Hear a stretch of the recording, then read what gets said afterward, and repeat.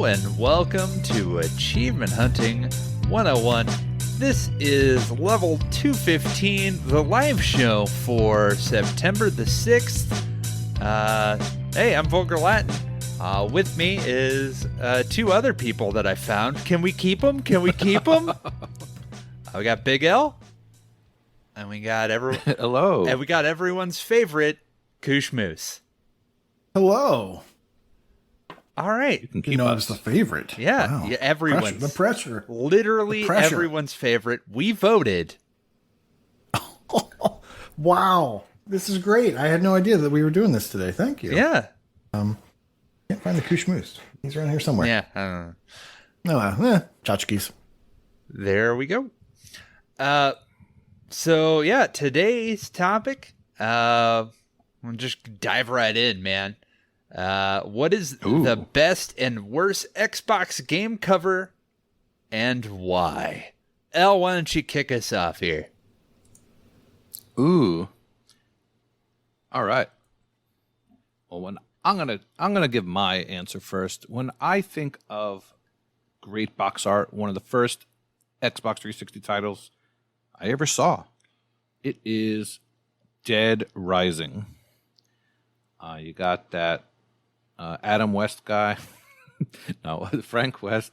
He's holding the TV. Looks like he's holding a pro wrestling, like a folding chair. He's gonna go buck wild. But he's in the mall and all the zombies are there, and it's just I like that one.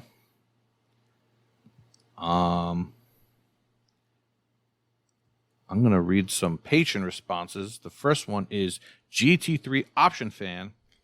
For me, it's hard to nail down a worst/best cover art, but I can say what makes good cover art versus bad. A good cover art is distinctive, giving you a feel for the style and tone of the game, but being completely recognizable and not generic. For instance, I think of the Gaindle game that we've done here. The best ones are ones that you can probably guess in 1 to 2 squares. You can see a fraction of the image and know exactly what game it's associated with. For the worst game art, I'd say it would be ones that are super generic or don't reflect the tone style of the actual game itself. Also, these would be ones that are noticeably less designed and feel templated in nature. Well, Wow.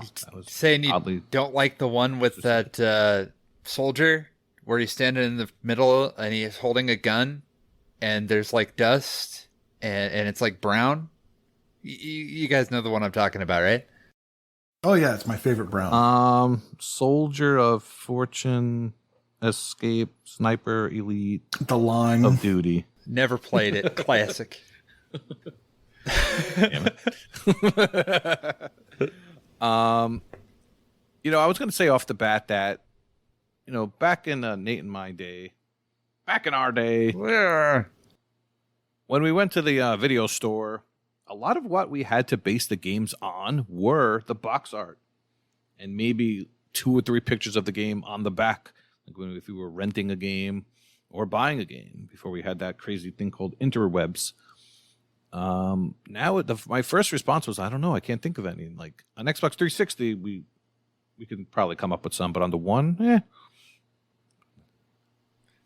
But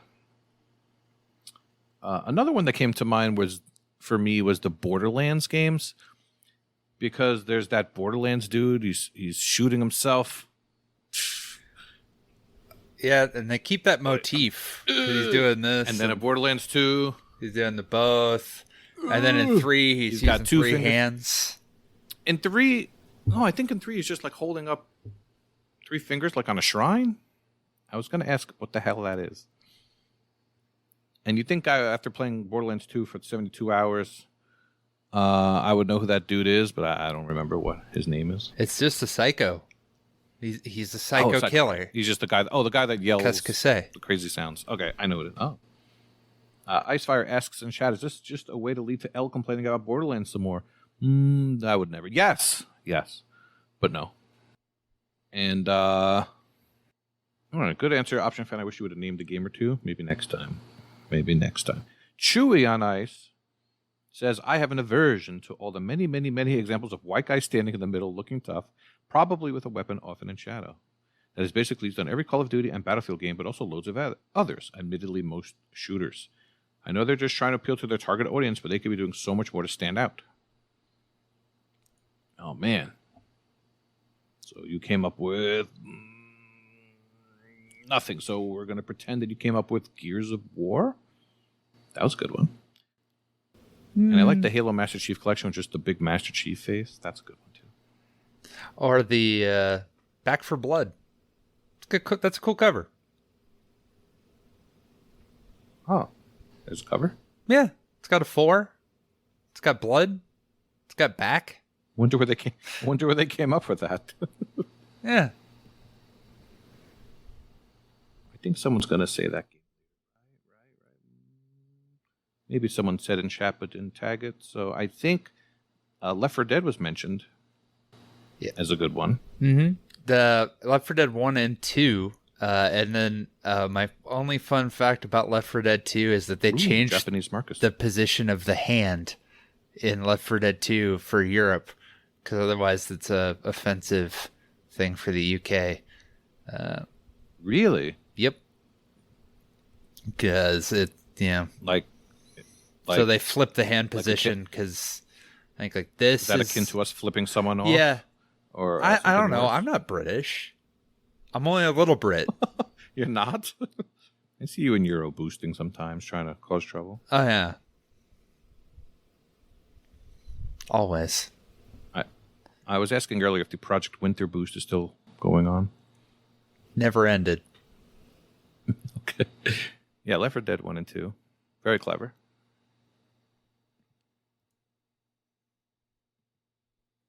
The last one I'm going to read is from Dino Bull. He says, I really dig the first Dead Space cover. The floating hand in the middle of space sells the atmosphere, and it's not just a generic cover of a guy just standing there like Chewie is talking about. Why, yes. Yeah, I really do think Dead Space. we should really give Visceral a hand for the cover art that they decided to put out there. Yeah, up high. Yeah. Up high. Thank you. Thank you, Thing. And Way up high. it's kind of interesting you mentioned that because Dead Space 2 and 3 have exactly the same thing that Chewie is talking about that he hates. It's just a dude in the center just kind of hanging out. So apparently just like a one-armed bandit there just isn't selling it. I'm trying to think of some of my worst. Well, in the meantime, we'll go to Mr. Nate. No, we're not going to go to Nate. We're going to go to Mr. Vulgar. He's the host. All right. Yeah. So I'll just go with X's here. I absolutely hate when JRPGs feature every playable party member on the cover. It takes away the surprise of figuring out who's going to be on your team. I wouldn't know. I don't play those. Homie, don't do that. Oh, yes, you do. You were singing Final Fantasy Victory theme just before. Yeah, I know about the Civil War. That doesn't make me a Confederate, all right? Yeah, you know what game also did put all the... We talked about that with As Dusk Falls. They put prominent people on the cover. You're like, oh. Pay attention to these people. They might be important. Yeah. Right. This guy. He might not. Probably won't die in the first scene. Oops. Got a Hyzo here. I'm going to go old school and give the best art to the OG Doom, both for its simplicity and for being an honest representation of what the game's going to be. There really isn't anywhere to run. You're going to be swarmed by demons frequently, and you need to just gun down everything in sight. It's the original generic dude with a gun cover art, but it really stands out among the rest. Worst cover art, I'd have to say Batman Arkham City, specifically the first printing of the Game of the Year edition. They took a cool piece from the original release and replaced it with an even cooler one. Unfortunately, they also smothered the front of the case with ratings and snippets from reviews, ruining the entire thing. Luckily, when the Game of the Year was re-released on Xbox Platinum Hits and PlayStation Greatest Hits copy, they kept the new art, this time without all the garbage covering the front. But an honorable mention will go to the original Mega Man. I don't know whether it's an honorable mention for best or worst, so I'll let you decide. I don't know, man. That OG Doom, I always loved that one. I believe I was also read a story that it was John Romero who did the pose because he couldn't get the art quite right. So he's just like, no, I want the guy doing like this. And they took that. So I read a story that he was the OG cover art, and I did not know about the Batman Arkham City until just today. That's pretty egregious. And all those old Mega Mans are great. All of them. And then Dino Man concurs. Worst cover art has to be Batman Arkham City Game of the Year. So many things wrong with that one. My worst one, I can't believe that was the consensus pick. I didn't know it existed. Wow. The worst for me that I found scraping through was a game called Peepaw's Farm. So it is just a poorly done 3D model of a dude standing on his porch with no art, no text, nothing. And all of the thought in that game, or the one in the cover art, really shows with the final product. So there you have it with that. And then my favorite, I'm going to go with Street Fighter 4, specifically the first version of Street Fighter 4, with Ken and Ryu at opposing odds with the Street Fighter in the center. They has fight there. It's good stuff. It is good stuff. I don't know. Always a big fan of that. Yeah, there you can see it. There's a lot of action, dynamic, the stuff. They made it worse, I think, in the other ones. And yeah. Yeah. Been talking a while. Any of your guys' thoughts on those? The Doom one, going back as well, I really think that's iconic. Not just the Doom guy, but the logo itself. Like, you still see it parodied, and I see people wearing shirts with something in the Doom font. So it's pretty iconic, pretty great. Nate, did you show the Mega Man box art? I did not show the Mega Man box art. If you when you get a chance, okay, you're pointing at something. Whoa! When? Yeah. I put something in the room, yeah, because there was something I wanted to come back to. Mega Man is known as basically having the worst box art of all time. It doesn't, but so, it's great. So when they came out with Mega Man 9 and 10 for Xbox, they intentionally put bad box art. It's throwback. And if you play Street Fighter Cross Tekken, they use that version of Mega Man from the Mega Man 1 cover. Oh, really? Yeah. Specifically, that Mega Man is used. Oh, my God. You saying that's not terrible? It's great. He's never that color, first of all. It looks like... Well, I mean, if I wasn't a fan, would I have one of these guys? Oh, that's pretty dope. And look at this gun. It's not even like a ray gun. It's like fires bullets. Actual gun. Oh, yeah. Yeah, that's great. I love that he has no neck. You love it. Mm-hmm. I love that he's aiming not in front, but off to the side so you can see the profile of the gun. I love the palm trees for no reason. Whatever the heck is going on with this whole background thing. And it's both state of the art and has high resolution graphics. Your accent keeps changing. Graphics.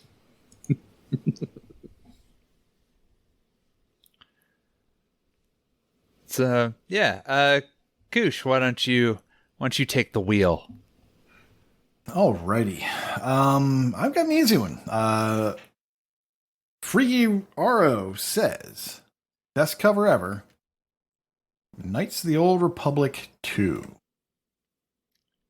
It is really dope. It better be Yoda holding up two fingers. Oh. It's pretty good. That is pretty cool. Very Star Warsy.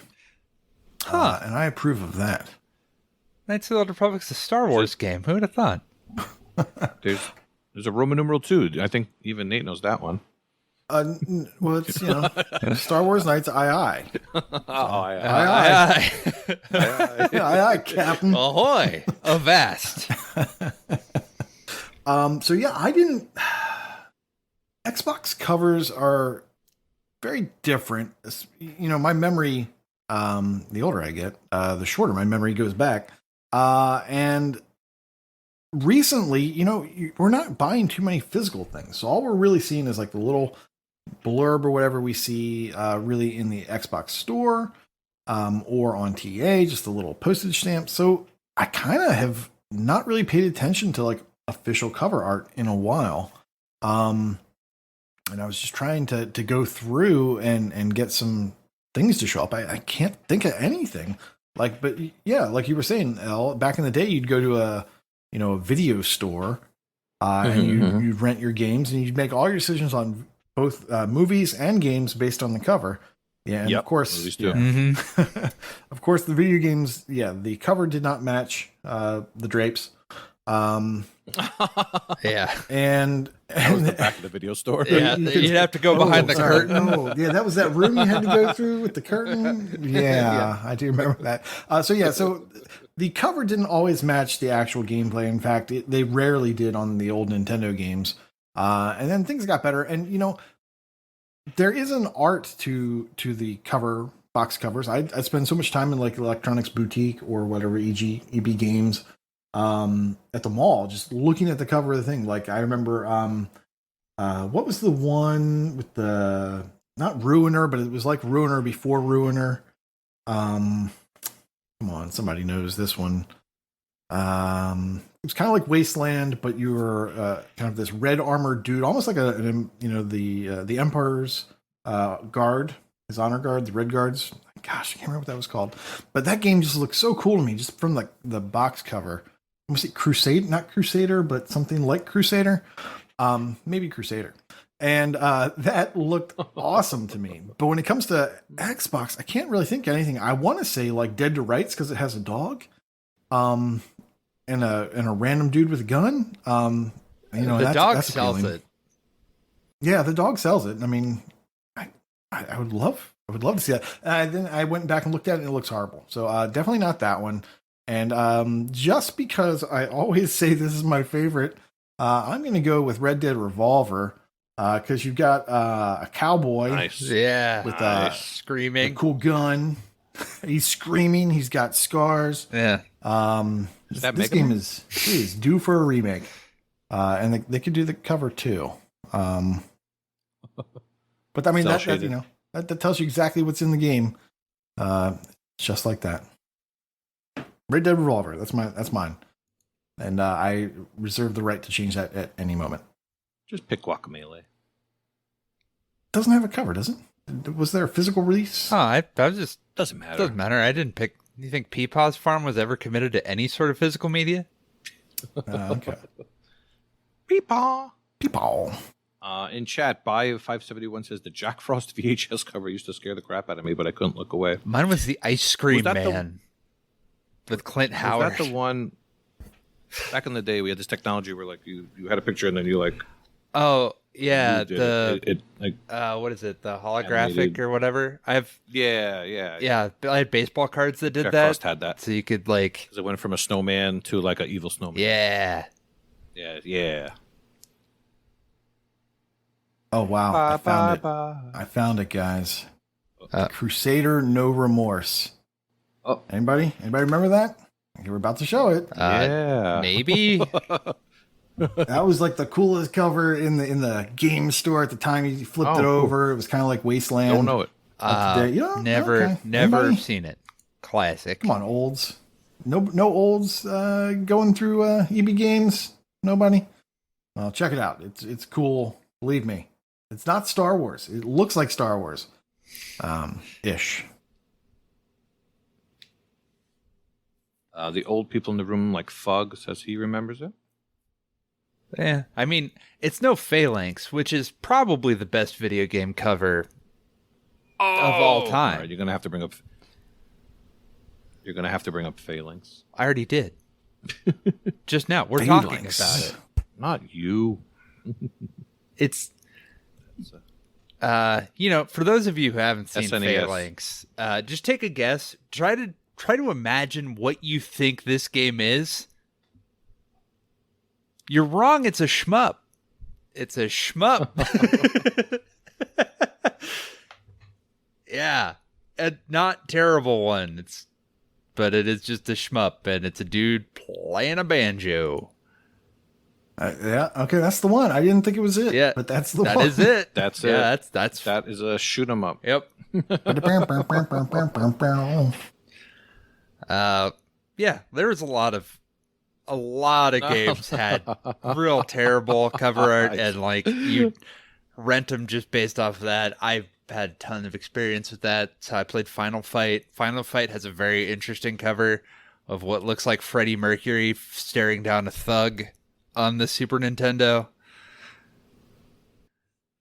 Anybody else in the chat think of something? I feel like there's some good ones we're not stuff saying. we're probably missing.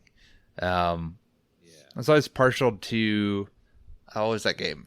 Breakout, I think, with the red hand. No, it's I think it's called like Breakout. It's an Xbox. It's an OG Xbox one. Grand Theft Auto had some good covers. Those are very distinct with how they do the boxes. Yes, Grand Theft Auto's. I have a few of those over here. That's another font that you see everywhere. People get tattoos with the GTA font. It's good font. Fonts, they don't get enough. Font. They don't get enough recognition, man. Nobody talks about Times Old Roman. Oh, I need a good serif. Love a good Yeah. serif. Wingdings. Sans serif. Is that how you pronounce it? Yeah. Just when I'm feeling fancy, I want a good serif. You know? Yeah. You get. Mental Knight says, best Xbox cover art is all the Lego covers, and worst Xbox cover art is all the new Lego covers. He's right. The new ones, they changed it so that it's just the flat base color with some characters in front of it, which makes them all uniform and much harder to pick out. Before, they were a dynamic group shot where you would see some of the characters that are in it, and now it's not. So a good one is like Lego Marvel Superheroes 2. That's the one I've been doing, where it has multiple Spider-Man, and you see all the different characters that you can presumably play as, and now it's just a blue background with the Hulk in front of it, and it's kind of lame. Yeah, it's just not a... Same with like art in general. I was thinking about this because like cover art and achievement art used to be much more thought out and much more cool than it is now, and now it just feels like much more of an afterthought. Well, if you looked at your achievements on the 360, you would see the art, and now on the one you don't. It's there. It's just lazy. You can click in. You can. Yeah, you're right. It's like in the background, right? You can also set it as your background, which I've done sometimes if it's cool enough. But most of the games don't have anything cool in them. So. Yeah, they used to be. You're right. More thought out. I mean, some were pretty ugly, but now, like, can you name any achievement art that you've gotten recently, or what it would even look like? I can't. No. I remember Elroy getting upset that all the Paugi games had the exact same achievement art for every achievement, the doggy. Most games do. Like, even the good ones, it's Most just, games do these days. It's just like the same background, and then they might change the little icon with something that's just really generic. Yeah. I noticed it with Plague Tale. Plague Tale had unique ones, and I did Resident Evil 3. That also had unique ones that were interesting ones. But yeah. Because on the phone now, it shows up, if you get to have achievements pop up on your phone, you do see a little screenshot of the achievement art, but it's... But yeah, I think if there's no objections, I'm going to put in a motion to move on to the game showcase. Do I have a second? Mm-hmm. You have as much time as you need.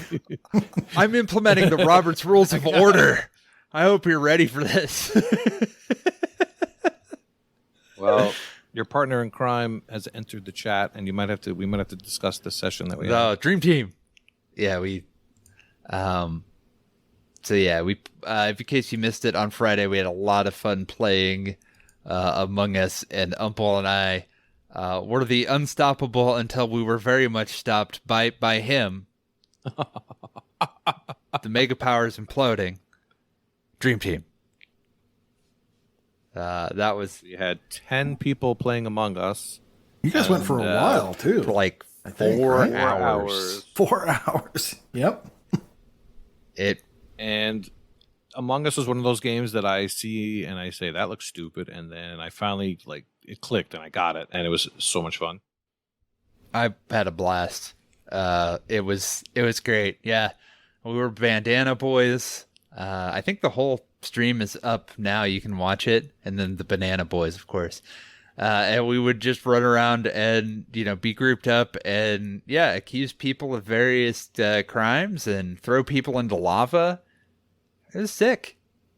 Fufu and his wife throwing each other under the bus was pretty fun. Yeah. That like a house of cards. If you ever need to interrogate them for a crime, they will just completely cave.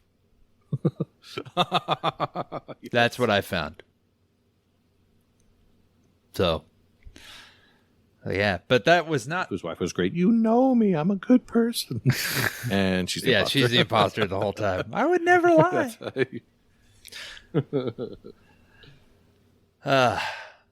But that was a nice one to play for fun and then still wind up. I think I wound up with half the achievements. So I know that game is definitely easily boosted because we were playing in a private match and everything counted, but you probably don't have to if you're just playing regularly. I think the kills one. There's one for getting 500 kills, and that will take you a hot second, unless because you have to first be the imposter. Yeah, unless you have a Cronus. Yeah. How does that work? There's ways. I just haven't done it because I haven't felt like it. Because we have ways of making you die. Interesting. Yeah. So I would check that out. I think we might be doing more Among Us, and if people are interested in doing such things, it was a good time. Merriment. It's up to 15 people? Yeah, it goes up to 15 people. That sounds like mayhem. I assume you have 3 imposters at that point. Yeah, you probably would. And there's a different map. The one we didn't play, the airship, because generally the airship is far too huge to use with normal groups. The imposter will never find anybody, and it'll go that way. But yeah, that would be what I would recommend. And yeah, I enjoyed it. It was a good time. But that was not what I picked as my game showcase. I want to talk to you guys about space, namely the International Space Station. It's a free game made by our friends at the United States government. Space Science Investigation. What? Made for free. Or released for free for the United States NASA. The second NASA game. They did a card and board game called From the Earth to the Moon, I believe. I'm going to say yes. Seconded. Yeah, seconded. Forward. Motion carries. Oh, no. Oh, dear. We're going to have a new thing. And the basically in this game, it's a lot like the Assassin's Creed Discovery mode. I'm being corrected. It's to the moon and beyond. No. We already seconded. We seconded a high The zone. motion carried. The motion carried. We voted. So yeah, you float around a replica of the International Space Station, and you just learn about the pitfalls and challenges associated with microgravity. And it is really nerdy, and I was there for it. I had a blast just floating around learning about space. And it's the kind of thing that I wish I had when I was 12, because I would have been incredibly hyped to just float around and learn about stuff like this Same as like I said, the biggest comparison I could think of is the Assassin's Creed Discovery mode, where you just kind of walk around and learn about stuff. It's like, this is how this is made. And yeah, you float around and it's like, this is about bone density. Your bones don't regenerate as easily, so we have to figure out ways around it. Oh, it'll mess up your eyes because it messes with the fluid, so you might have to wear glasses and you could become permanently farsighted. I didn't know that. Did you know you can't eat bread?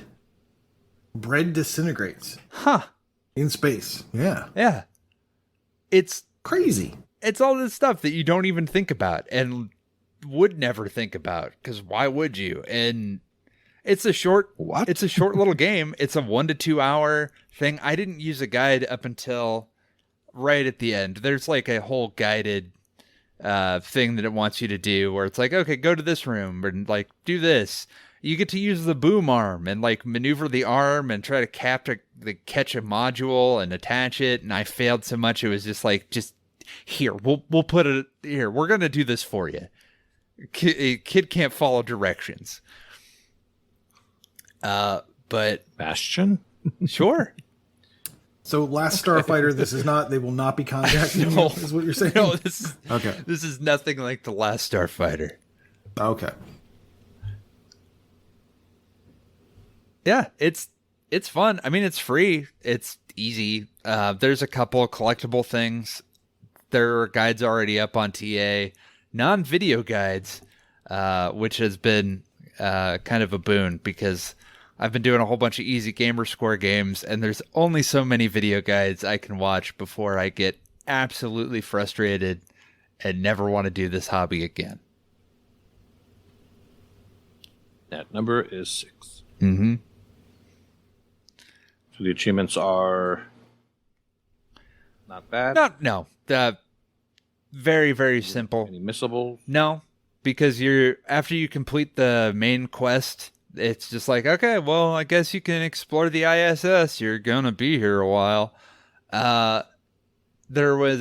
have to start the game up twice because it's like, oh, you're a return visitor. Here's an achievement. You have to find the toilet. I found the toilet.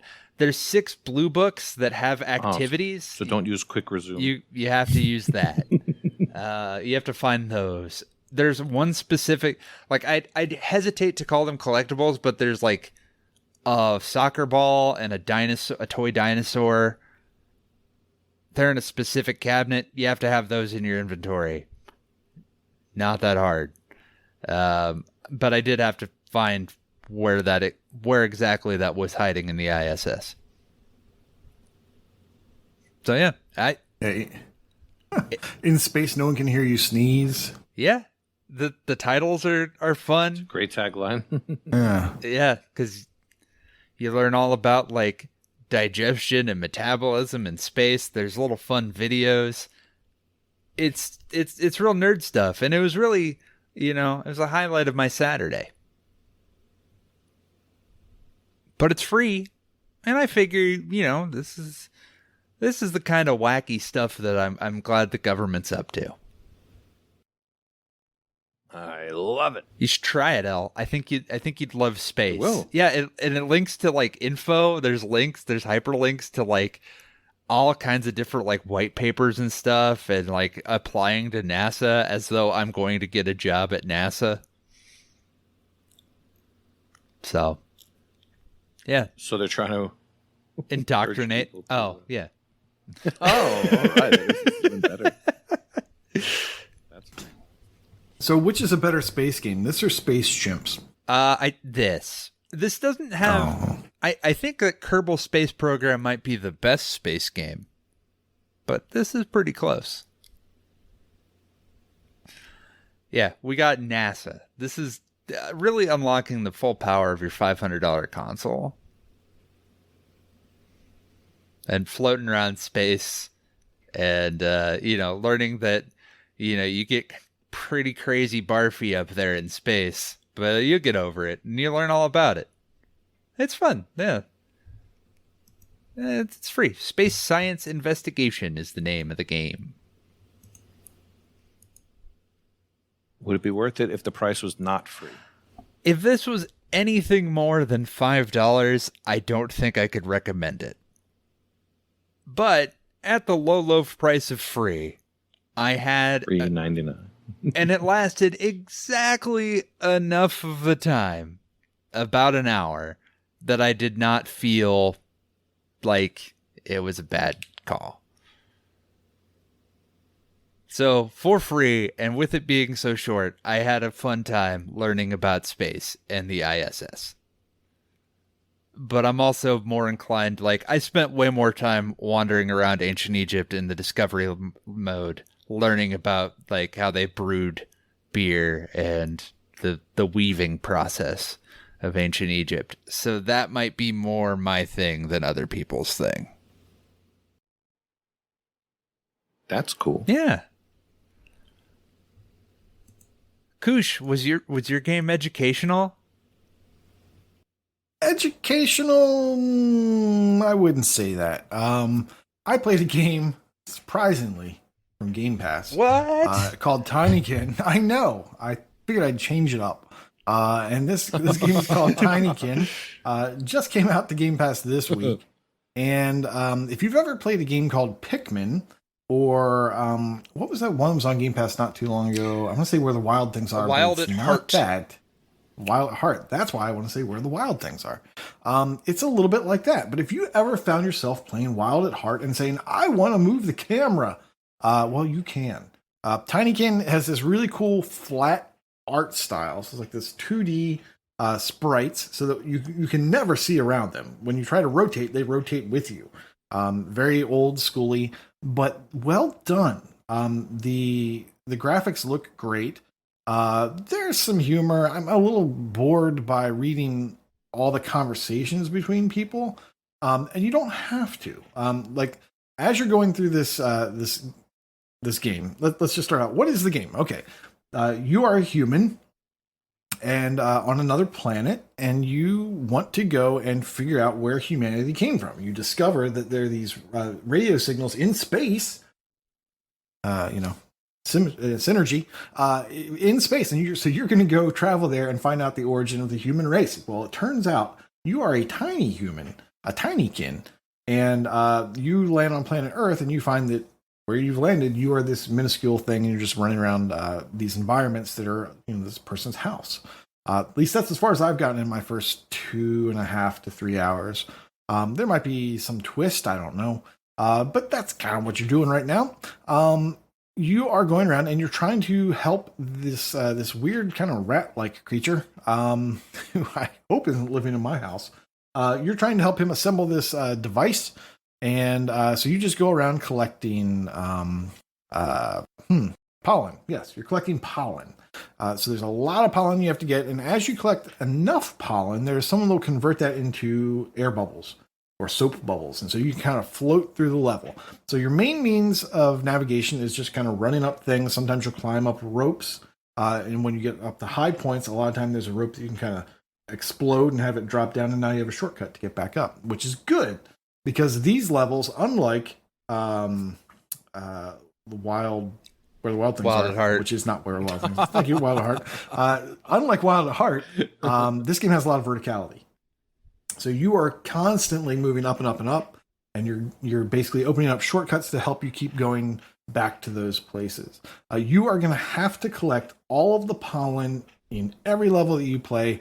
And right now, that is kind of not great. I'm having a hard time finding like the last 10 or last 8 in every level. I wish there was a mechanic to help you find them.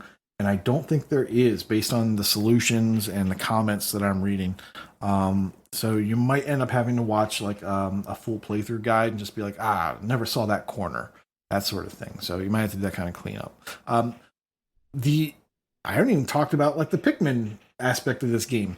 You have these little tinykins that you pick up, and you basically have to run over them, hatch their eggs, and then they are your friends. Unlike Pikmin and Wild at Heart, you don't use them up as a resource. They stay with you for that entire level. If you go to another level and you come back, you have exactly the number of tinykins that you found, which is nice. So you don't have to keep rebuilding your stock of tinykins. With the exception of the red ones, which blow up, but they give you so many, it's not going to be a problem. So we've talked about the red ones. They blow up and they will knock down like little pieces of string that allow you to climb back up. Sometimes they'll destroy other things that knock other platforms down or move things out of the way. And then you have your purple guys who are workers.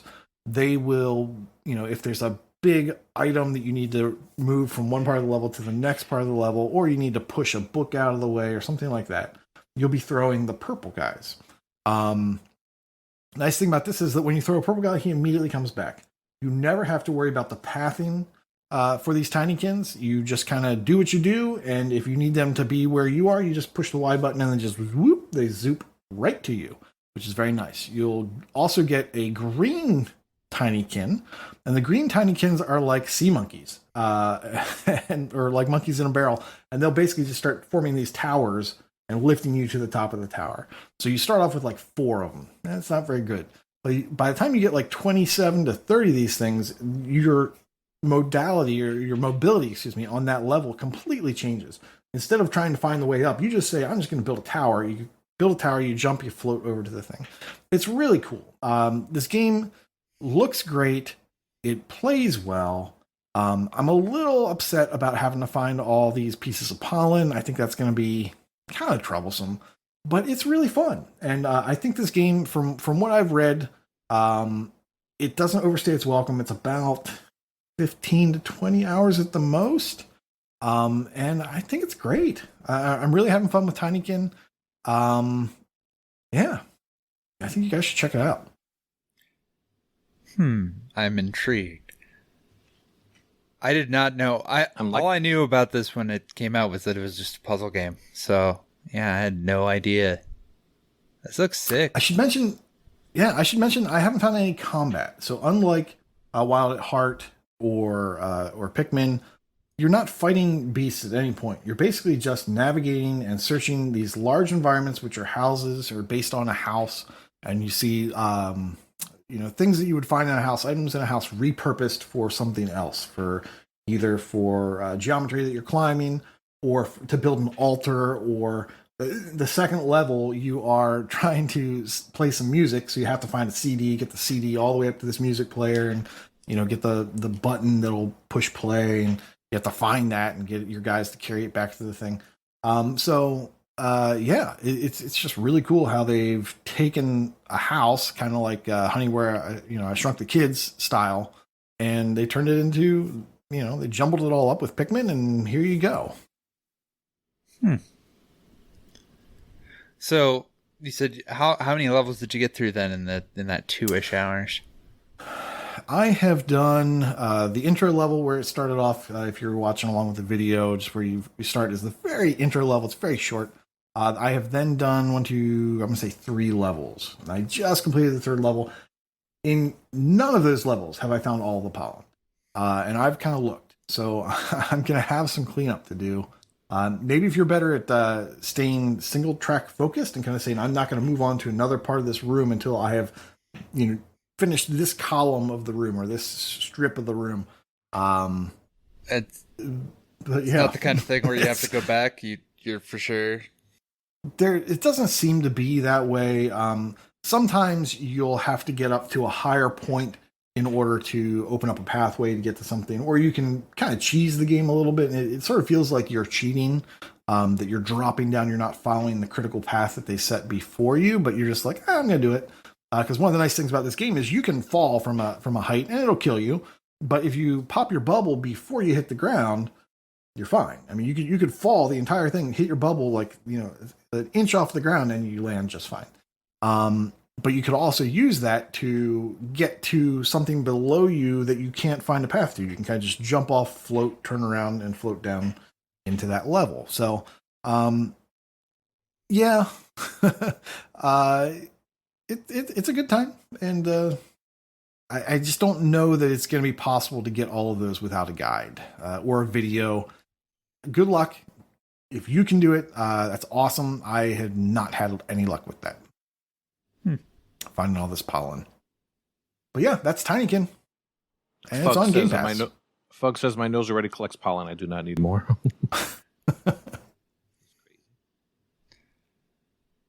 It does look fun. Yeah. All right, motion to talk about Big L's game. Denied. All right. Override. All right. Guess we're Moving done. right along then. Damn We're going to go to the sales. Now, wait. Oh, sure. You could talk about my game, I guess. It's great. Does it My game have anything to do with is space? called. No, but you'll tell within the first 5 seconds of this video what this game was based off of. It is called Freeze Me. And before I get into the game, I'm going to tell you a quick story of how I acquired this game because I think it'll amuse you, Devin.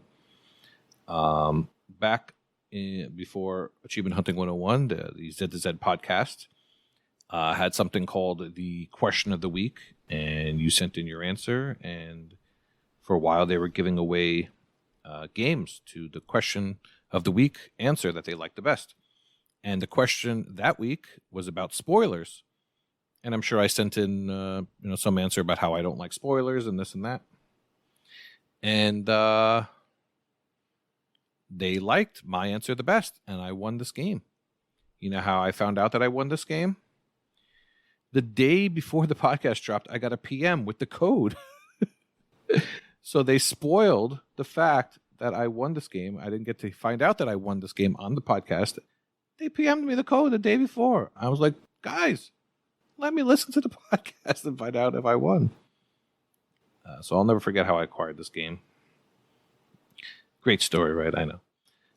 This, of course, if you have eyes, is 1996 Super Mario 64. The controls are exactly the same. The graphics. The graphics are the same. We're about to watch, a race, which is just like the Koopa race in Mario 64. So the main difference of this game is a mechanic that you have a camera and you can freeze things. You can freeze platforms for a few seconds and you can freeze enemies. And that's why it's called Freeze Me.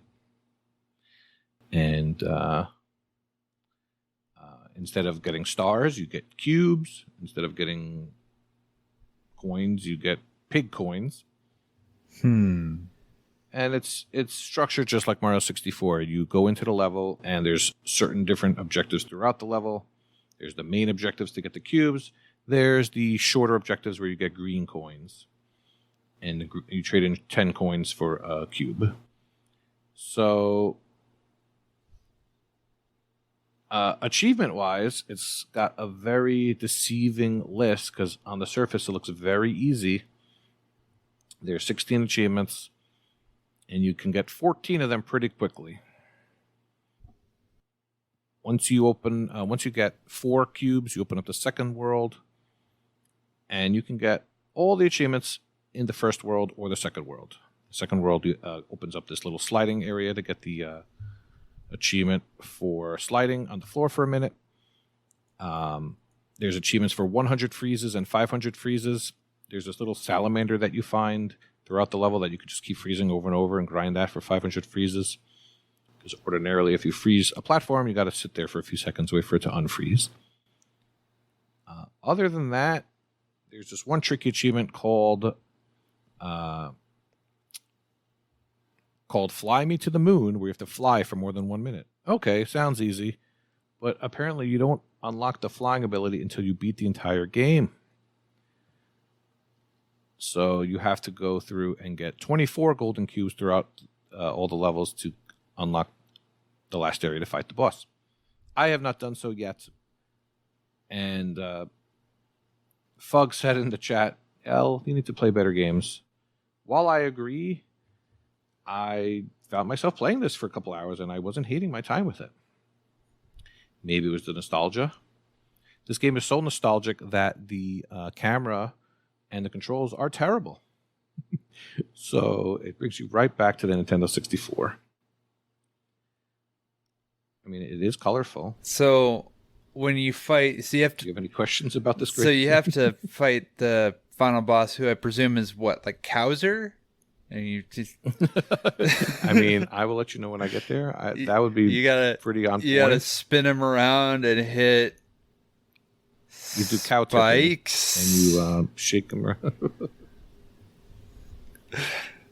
Okay. Oh, Icefire says it's a terrible game. You did this one, Icefire, right? I saw that. Yeah, I will complete it, darn you.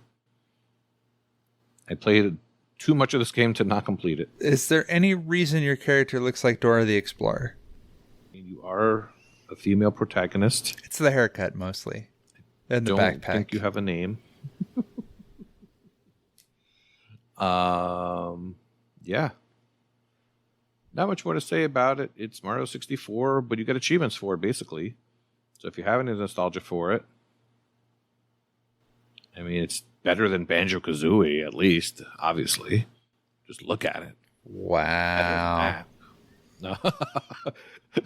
Okay, at least it's worth 1,000 instead of 200. I'll give it that. Wow. Yeah, Banjo had way more personality, but same exact problems of the camera and the falling in and then the underwater. I haven't come across any underwater levels in this game yet, but there is water sections.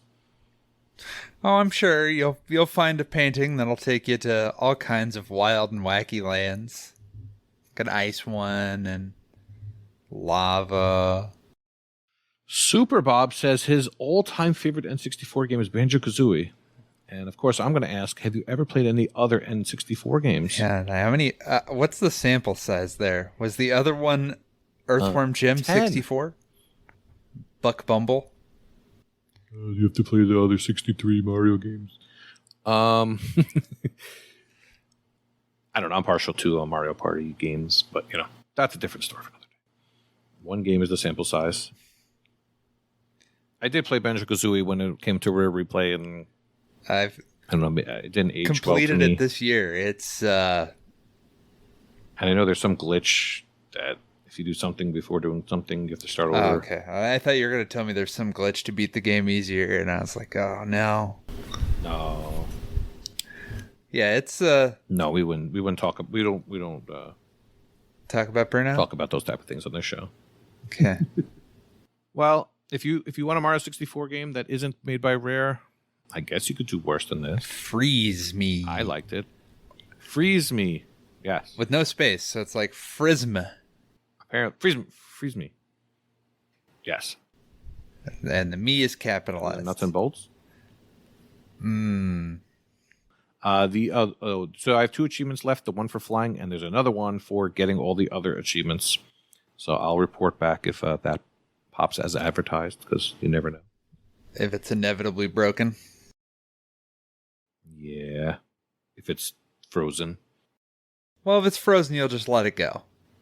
Frozen, right. All right, that's it. All right. Just Snowman Gway. You know what is cooler than being cool? Ice cold, as well as the sales, which are red hot. I don't know. I was trying to think of a transition there. Koosh, what were your picks for the sales this week? Oh, I've got picks. This week was kind of crazy. Tabs. There were a lot of sales, or a lot of things on sale that I hadn't seen before. And so I'm having a hard time. I've got a lot of tabs open. I know Wakapeil posted in the Discord his list of purchases, and it took up like 3 screens. So he's got the same problem that I've got. I bought a few, and there's a lot of really cheap, or not so expensive games, I should say. So I am going to recommend Jet Cave Adventure. It's $5.99 down from $15. It's a platformer. This thing looks really cool. It's your traditional left-to-right platformer, and it's just got a cool art style, and I'm hoping that it plays well.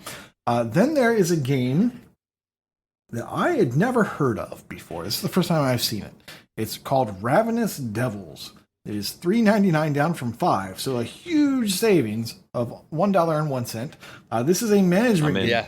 So the fact that I'm recommending a management game should tell you that there's something about this thing that you want to check out. It's 6 to 8 hours. It has 4.16 stars on the site. I would almost say that this is the Sweeney Todd, the Demon Barber of Fleet Street, the unofficial game. If you watch it, it is exactly that. You you are managing your time between being the guy in the clothing shop who is killing people and providing meat to the woman who runs a bakery, who's then chopping up and cooking this and selling this. So that is your gameplay loop. You are killing people, you are converting them into food, and then you're selling them in the bakery. So maybe don't play this with your kids if they're super young. But it's way crazy. Sorry. I guess I did the thing I don't like, which is I gave you a spoiler for Sweeney Todd. Turns out he's not going to give you a really close shave. It's going to be too close. I thought the Demon Farmer of Fleet Street would be far kinder. Yeah, turns out not so much. Next up, Sea Salt, which is $3.74, down from $15. This is a strategy game, but really it's kind of actiony. It's 8 to 10 hours. This was on Game Pass. I didn't complete it, and the price is right, so I think I will be picking this up. It goes great with vinegar. Next up, we have a game that I had also never heard of. I'm going to show you a little video of it. It is called Speed Limit. This game is $2.50 down from $10. It is a shoot 'em up. It says about 5 to 6 hours. It's got a 3.33 score on True Achievements. I really like the art style. It's got 3 different game types inside of this game, as far as I can tell.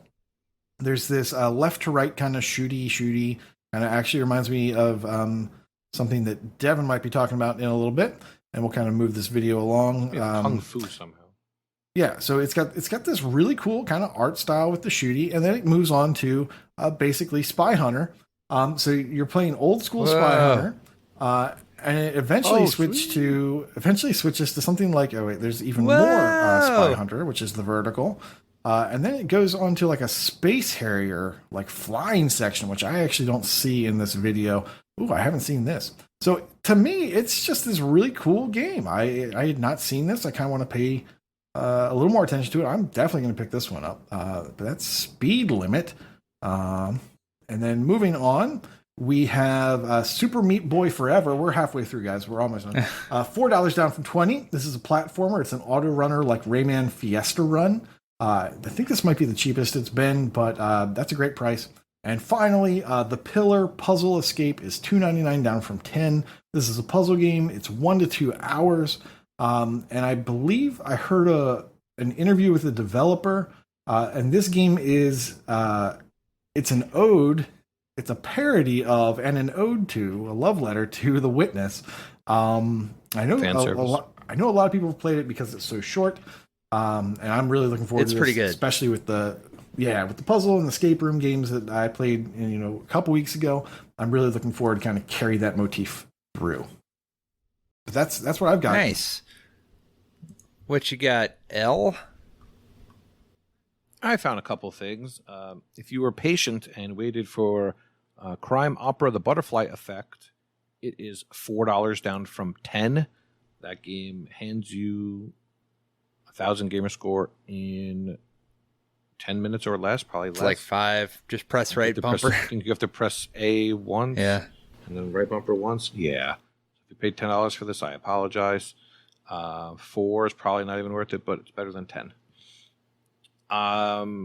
There's a random Jackbox game on sale, the Jackbox Party Pack 7, which is $12 down from $30.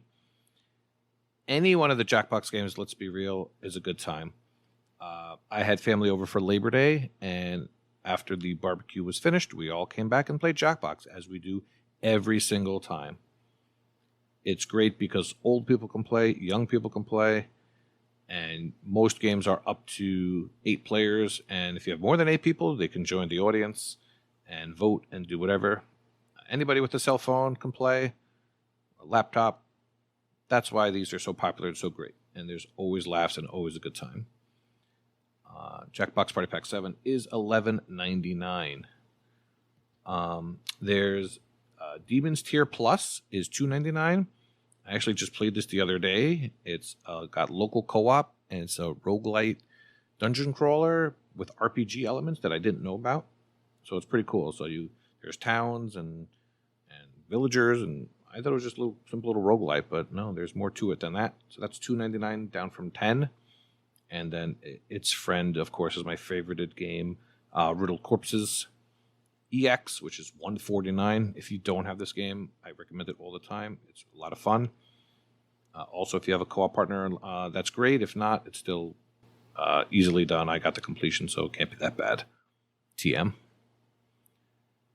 That's it for me this week. You got anything, Devin? Yeah, of course I do. This week, I picked a game that I absolutely adore. Door Kickers Action Squad. It's 70% off. It is $4.49 or your regional equivalent. This is a tactical shooter. It's a tactical platforming shooter. It's a lot of fun. You kick down doors, you rescue hostages, you kill dudes. You can play it in co-op. You basically just have to clear an area full of bad guys and rescue people. You get skills and abilities. You can rescue.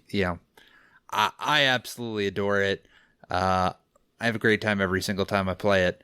And you can play it kind of tactical. You can play it more run and gun. But it's great, and it definitely, now that I see the video back, it definitely reminds me of the thing Koosh recommended as Door Kickers Action Squad.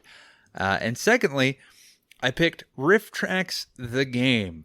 A year ago, the Wide Right Interactive made a game called What the Dub, where you put different lines of dialogue under random movie clips.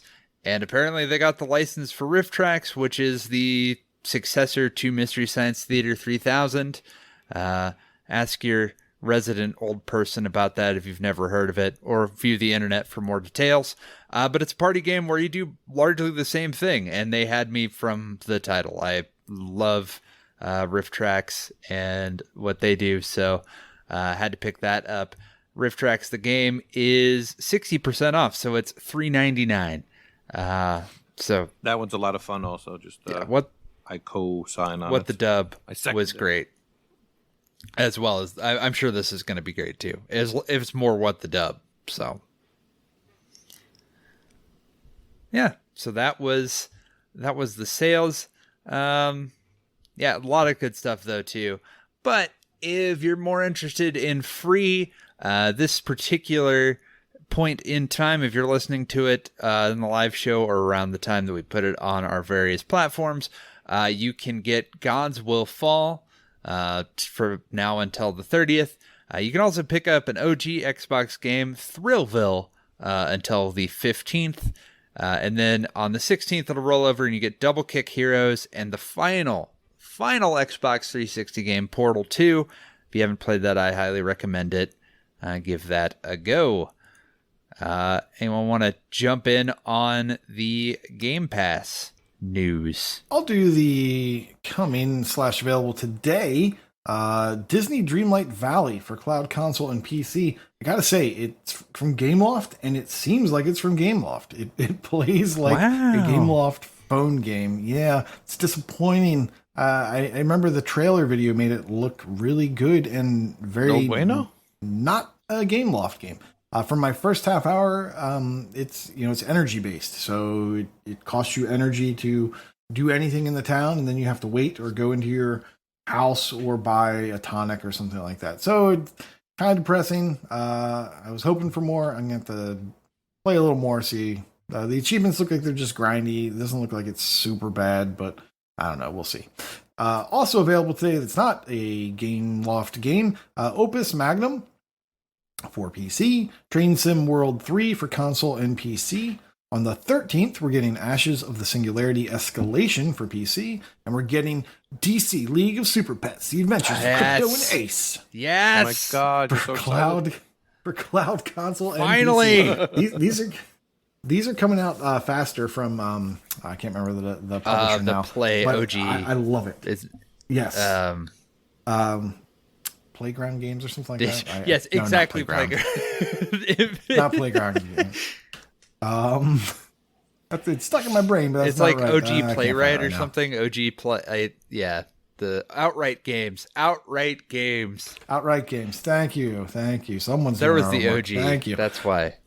So it's outright games. They're putting out all these games much faster now that we had to wait for before, like the Paw Patrol games, and hopefully we're getting My Little Pony and Maritime Bay Adventure. I'm really looking forward to that. Saw that at Achievement Fest. PJ Masks.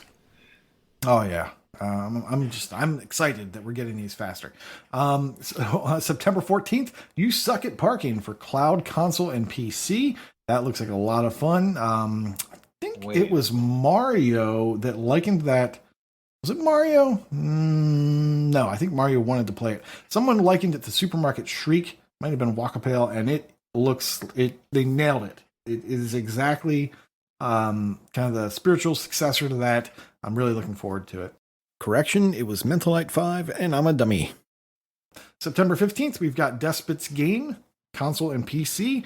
We have Metal Hellsinger PC and Xbox Series XS, which Fufu says he wants to play. Let's see if it happens. Then we have a game called Victoria 3 out for PC sometime in October. Which I believe is a paradox strategy, right? Yeah, it looks like it's up your alley, Devin. I think you really like Victoria 3 based on what I've seen. El, you want to do the leavings? Sure. I remember one of the other panelists said that this is worse than the August 31st games leaving. I don't know who that might have been. But this one's not too bad for me because I didn't start any of these, but after getting burned by Myst last week, missed it. I'm not going to start any of these, I don't think. Yeah. Leaving September 15th, A Plague Tale Innocence, which is supposed to be good. Final Fantasy 13, lightning did not strike on that one. The Artful Escape, I think that one's doable. Origami 2, Lost Words Beyond the Page. I see a lot of people doing that one. I think that one's not too long. Bug Fables, The Everlasting Sapling, which is another Mario homage, but that one is Paper Mario. Craftopia. Flynn, Son of Crimson is the other one people are playing. I think that's the other short. I would reckon. I liked Flynn, Son of Crimson a lot. Has an assist mode. Very, very good. Not a Vayner, but still pretty good. Was a Vayner. It was deveined. It was deveined at some point. I Am Fish. Anything about that? It is a. It's a tough bread. It's tough it's like an I Am Bread kind of quap, but longer style game. Because you're like in a gerbil bowl, but you're a fish, so you're like in a fish bowl, and there's momentum, and you have to kind of it's a little and difficult. You can shatter your fish bowl. Oh yeah, but I like it for some reason. I really like it. So.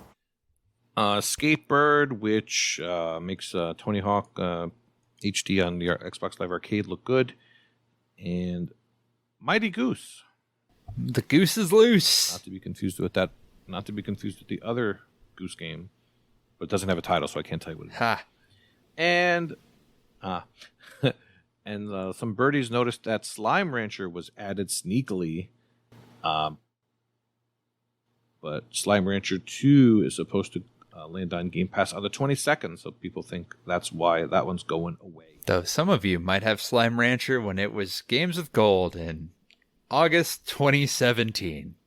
So, I mean, I have it from that. I do too. But, that was over 5 years ago. Sounds like a... But yeah, moving right along, onwards and upwards. And I have a quick blurb here about Shiny September. So, we've been doing a lot of backlog stuff where you have to go back to games that you might have abandoned or started a long time ago, things like that. Yeah, no, not this one. You get the maximum amount of points for Gamerscore for playing new games, and it's 5% less points for each year older than the current year that it is. So, games made in 2021 is worth 95%. 2020, 90%. So on and so forth. If you play a game in 2000, 5, you're losing like all kinds of points that I'm sure you can do all the math. I'm not going to bother you with that. I have been told there is fabulous prizes for doing that. You can sign up for that in the contest info or just ask someone in the AHL channel. They can point you in the right direction. Be happy to see you there. Play all those Game Pass games. That'll be fun. Koosh, you want to take us to the Gamertag Challenge? Yeah, next up's the Gamertag Challenge. Last month, our Gamertag was Sabin Rothschild. The wild card game that he chose was a new achievement or previous completion in a game by Obsidian Entertainment. It was worth 1 bonus draw, and the bonus was How Much More Black. Achievements with the word black or isle equals 1 bonus draw per achievement. We had 34 participants. We had 22 gamer tags that were spelled or they used a wild card to finish spelling. We had 15 wild cards entered. We had 12 bonuses. DubD23 had 3, Northern Lass had 3, Retro Chief had 2, and NBA Kirkland also had 2. Those were our notables. We had 685 total draws. And when everything was said and done, with 27 draws, a full gamer tag, and 2 bonuses for 27 total draws, the winner is NBA Kirkland. Good job. Good job. Nice. This month, Combo tonight?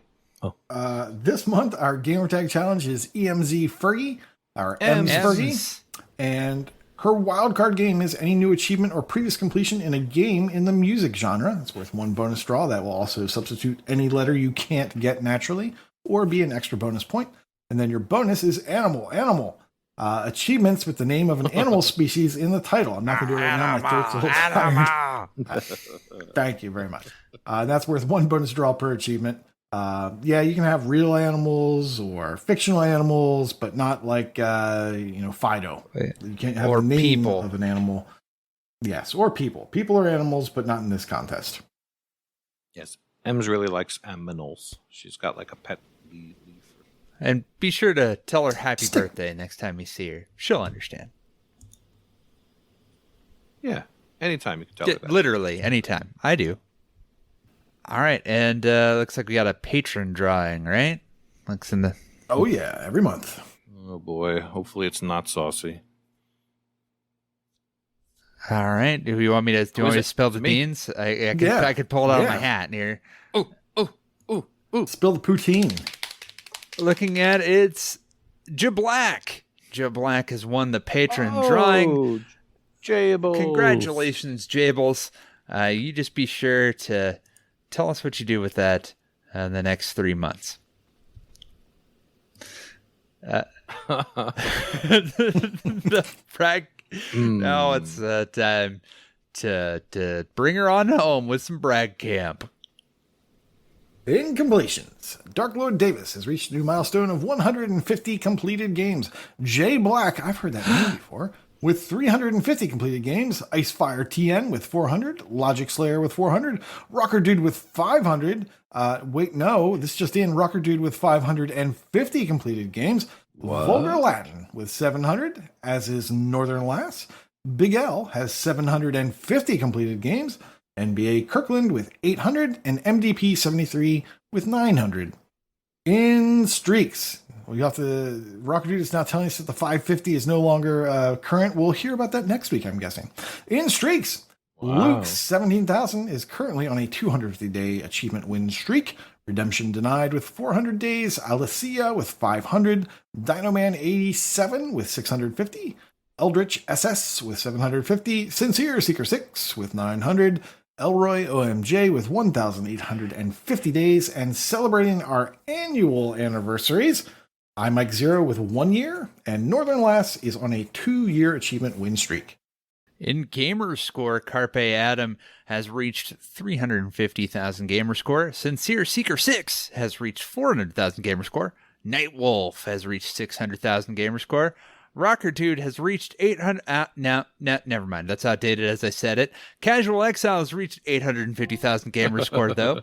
Rocker Dude has reached 900,000 gamer score, as has Lego Head 1977. And at the time I've said this, I'm sure Rocker Dude has passed 900,000 again. Northern Lass has reached 1.1 million gamer score. And I have reached 1.2 million gamer score playing endless mountains of trash. Good job, I. Yeah, I love that dude. In leaderboards, Alex R. Davies is in the top 10,000 of the Achievements 1 leaderboard of all the times. Ace is in the top 1,000 of Gamerscore leaderboard for Vayners. A Fluttery Chicken is now in the top 500 of the True Achievement leaderboard for Survival. J. Blach is second in Nova Scotia Gamerscore leaderboard for Education and Trivia. Logic Slayer is in the top 2,000 of the Gamerscore leaderboard. Northern Lass is in the top 50 England Gamerscore leaderboard for ID at Xbox. Kronos is in the top 100 of the completed games leaderboard for Card and Board. Thrash Forever is in the top 1 in the England completed games leaderboard for music. That is awesome. I wonder what kind of music he likes. You know what a better number than 1 is? You guessed it. Enigma Gamer 77 is position 69 in the Canada Gamerscore leaderboard. Nice. We have this other dude called Rocker Dude. He's in the top 1,000 of the Gamerscore leaderboard and in the top 200 of the TA leaderboard for platformers now. I really would like to know what the hell possessed him to do this. But I think he was shooting for the weekly position on True Achievement. Well, it's pTart's thing. It was their birthday bash, which is still ongoing. Same reason I did all of this nonsense myself, but not as well. Well, he had 89,630 gamer score in a week. 89,000. So give or take 90 easy completions. You want to guess his TA score on that 89,000? Oh, probably about 95. 0.8. You guys are very close. 96,023.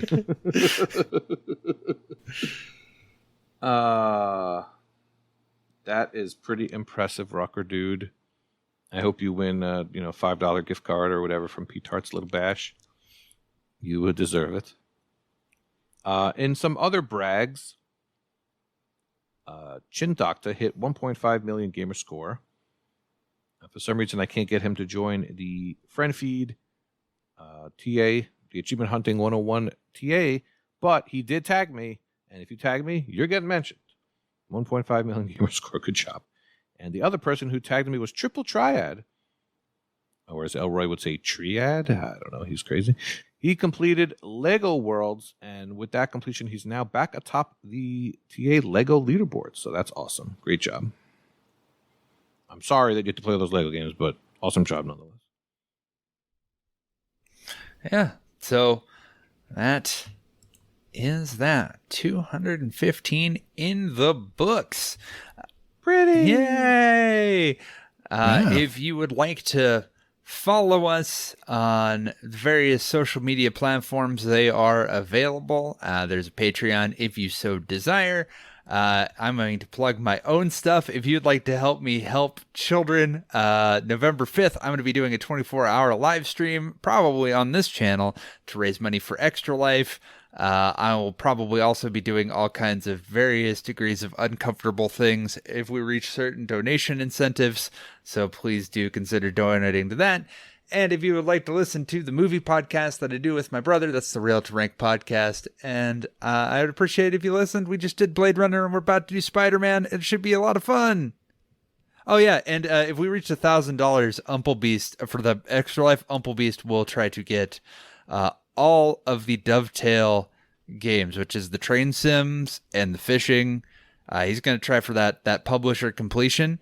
And let's make this man go all in on trains and fishing. It should be a heck of a time. Dream team, baby. Dream team. Well, I want to tell everyone that isn't here that you're missing out on fun ducky races and potential prizes. And anybody whose name is not Saucy Slingo Patriot Suck has a chance to win. So make sure that you watch the live streams the first Tuesday of every month. Well, yeah, so that should be it for that. Now we got got some duck racing. This is my favorite bit. Thanks for coming on, Vulgar. Yeah, thank you. Thanks for running the show. Must be a speed run though. That's We're at like an hour 23. speed run. about average. It's a level 215. It's an any % run. Okay, we will stop here. And now we're going to do ducky races. This does not go on the podcast. Thank you for joining us, everybody, and class dismissed. Class dismissed. Peace. Hello once again, AH101. This is Neo21, and I am bringing you the August Year of the Vayner update.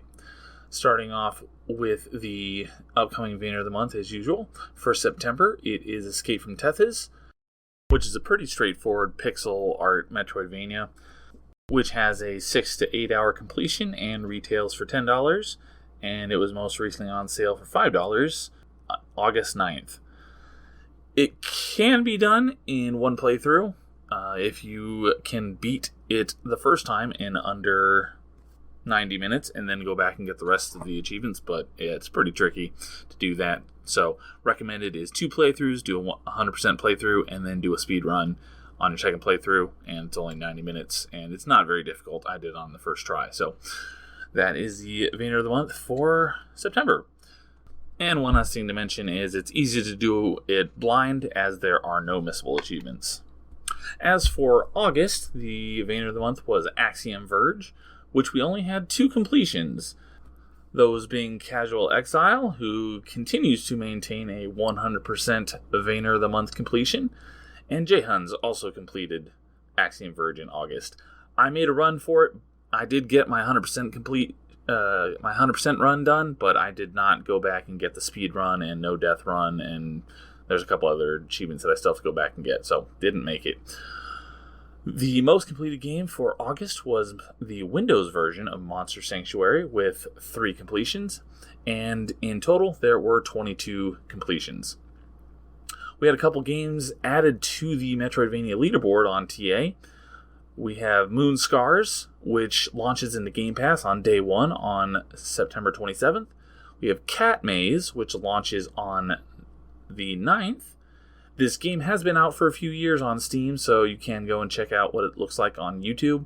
It is a Ratalaika Metroidvania, but the channel Metroidvania Review recently did a tier list, which I put a link into the chat a couple days ago if you wanted to check out that playlist. There's about 6 videos in it. Each one's between an hour and a half, 2 hours. And this game, Cat Maze, he put in his A tier. So despite being a Ratalaika, it might actually be pretty decent. Another game that was added onto the leaderboard that just was released in August was it's spelled Islets, but I'm pretty sure it's pronounced Islets. This was from the developer of Sheepo, and it released on August 24th for $20, and it is an 8 to 10 hour completion. And the second completion on TA was from I Make Poop 24/7, and the third completion was from J-Huns. J-Huns also had the most completions in August with 4, and a real special shout out to J-Huns. He hit number 1 on all of TA for max possible completion percentage in Metroidvania games, with a completion percentage now of 69.811%. Next, for the stats, the most TA in the month earned was from J-Huns with 8,394. Second place was Casual Exile with 7,691. And third place was I Make Poop with 3,576. For Gamerscore earned in August, first place was J-Huns with 3,895. Second place Casual Exile with 2,110. And third place I Make Poop with 2,060. And lastly is achievements earned. First place is J-Huns with 179. Killing it, man. Awesome. Second place was I Make Poop with 65. Third place was Casual Exile with 62. And because it's so close, I want to throw in fourth place was Yinga Garden with 61 achievements. Lastly, if you are listening to this the week it airs, there are a number of Vayners on sale this week in the store. We have Alwa's Awakening on sale for $3. Wakapeil Super Turbo Championship Editions on sale for $3. Iconoclast is on sale for $8. SteamWorld Dig is on sale for $2. SteamWorld Dig 2 is on sale for $7. And Sundered is on sale for $5. So that is the wrap up for August. And I will talk to you guys with September at the beginning of October. Later. You fell into a snake's nest, Coach. I told you not to cross my way.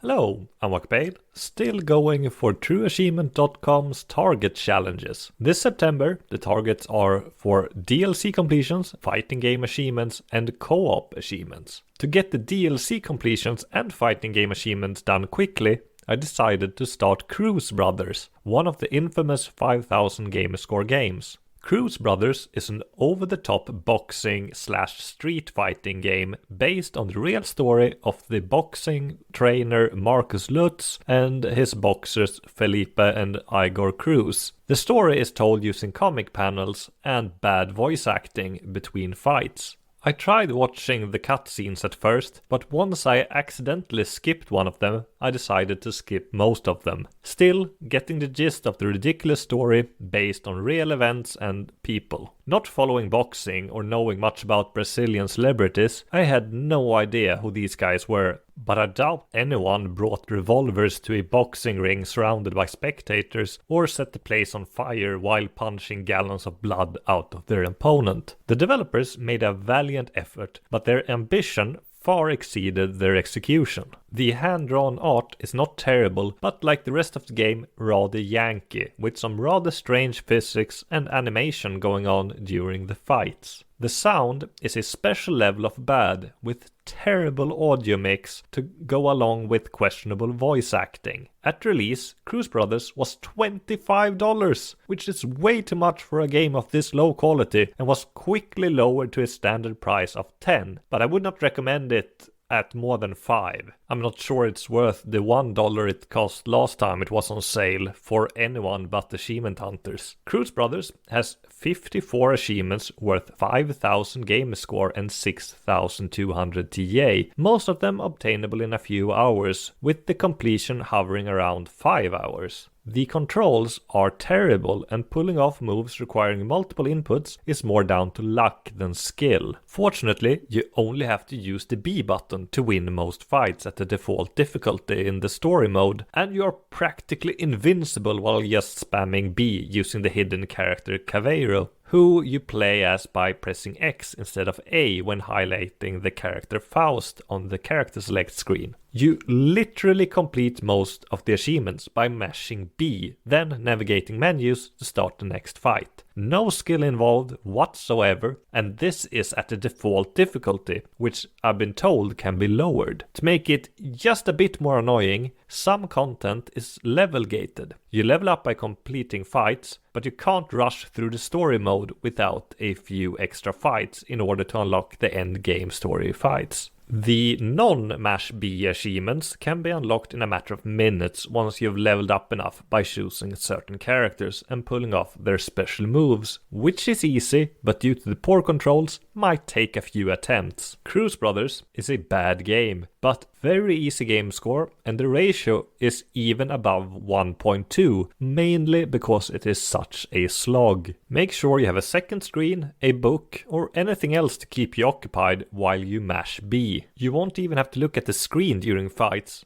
just while choosing new fights, as the user interface is rather terrible and does not automatically advance to the next fight in the story or while playing championship matches, preventing you from automating the game or turning off the screen while simply mashing B to complete it. Cruz Brothers is one of the worst games I've played in 2022, and sadly the worst Brazilian game I've played. Far surpassed by the likes of Skate Master Checo in the Castle of Lucio, and Wife Quest. It might be an easy 5000 game score, but it is very, very dull. I did not expect much out of Cruz Brothers, but it ended up way below my expectations. Have a nice day, everyone!